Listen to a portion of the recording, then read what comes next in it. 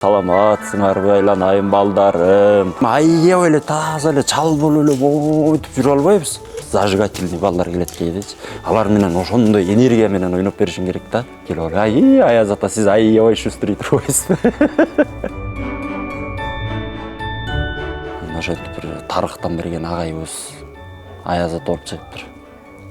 Бул кушак айтырбай Аяз ата эмес турбай бир бала келип. Урушуп атпайбы?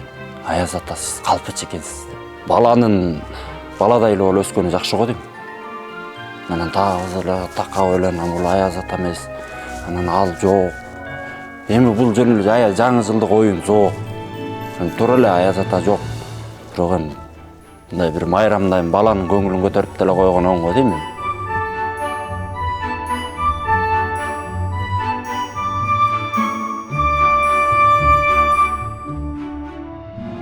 Мен өзүм негиз мектептен эле 9-класстан баштап Аяз ата болуп жүрдүм да. Анан мен театрга жаңы келгенде баягы жомоктогу каармандарды ойноп жүрдүм. Анан бул жерде биздин Кыргыз Республикасынын эл артисти Жолдош Эркинбаев деген агайыбыз бар. Мына ошол киши мага чейин мына ушул театрда Аяз ата болуп эмгектенип жүргөн. Анан мен келгенден кийин мага өткөз берди.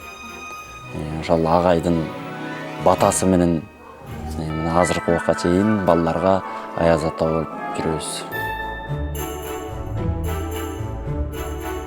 Мен биринчи жолу Аяз ата болуп чыкканым бир мектепке барып чыккам, ушул театр менен эле барып.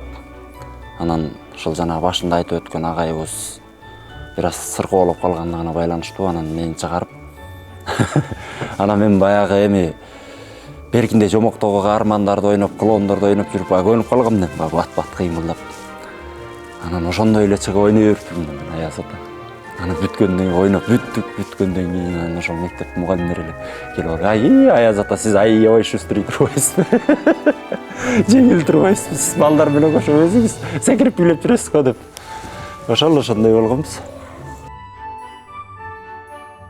Эми баягы болгондо деле биз деле бул жерден аябай эле таза эле чалбыл эле бойтуп жүрө албайбыз. Ар кандай болуп калат. Орусча айткан ситуацияга жараша да, келген балдарга жараша болуп калат. Келген балдар мисалы аябаганда баягы орусча айтканда зажигательный балдар келет кейдечи. Алар менен ошондой энергия менен ойноп беришиң керек да. Ал эми кээ бир балдар бар.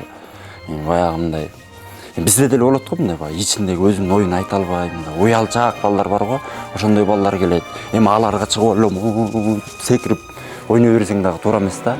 Бул жерге келген балдардын өздөрүнүн эмесине жараша кылып ойнойбуз. Эми уялчак балдарды биз Аяз ата менен Аяз кыз келгенде баары эле баягы жаңы жылда Аяз ата менен Аяз кызды күтөт да. Биз келгенде оюндарды кылабыз, ырларынан сурайбыз, алдайбыз. Айланайын балам, сен аябай жакшы бала турбайсың, мына сенин көздөрүңөн көрүнүп турат. Сен аябай таланттуу экенсиң. Сен Аяз ата келет деп балам ыр жаттап келген окшойсуң. Же бий даярдап келдиңби деп атып, анан баягы баланы ачканга аракет кылабыз да.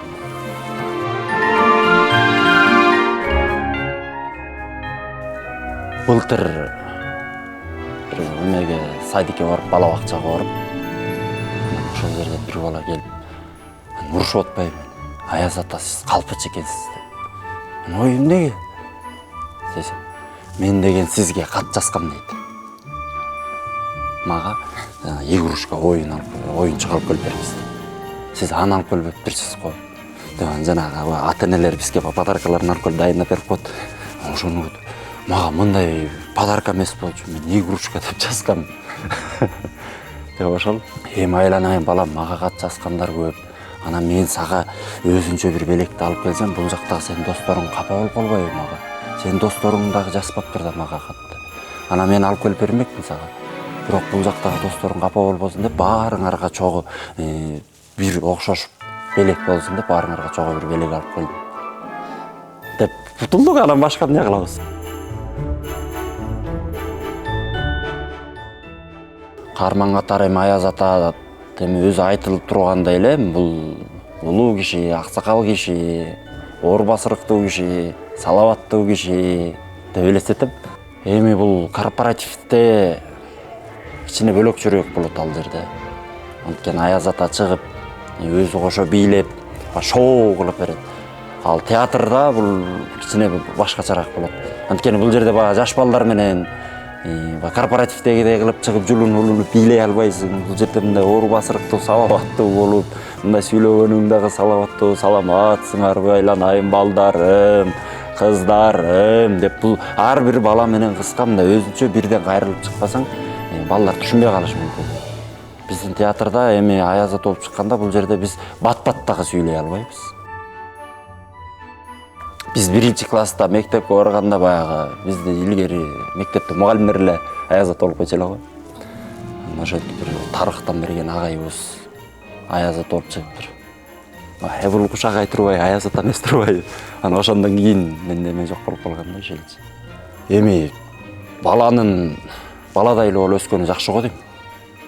Анан таза эле такап ойлонам, бул Аяз Ата эмес. Анан ал жок. Эми бул жөн эле жаңы жылдык оюн жок. Туура эле Аяз Ата жок. Бирок эми мындай бир майрамда баланын көңүлүн көтөрүп деле койгон оң го дейм эми.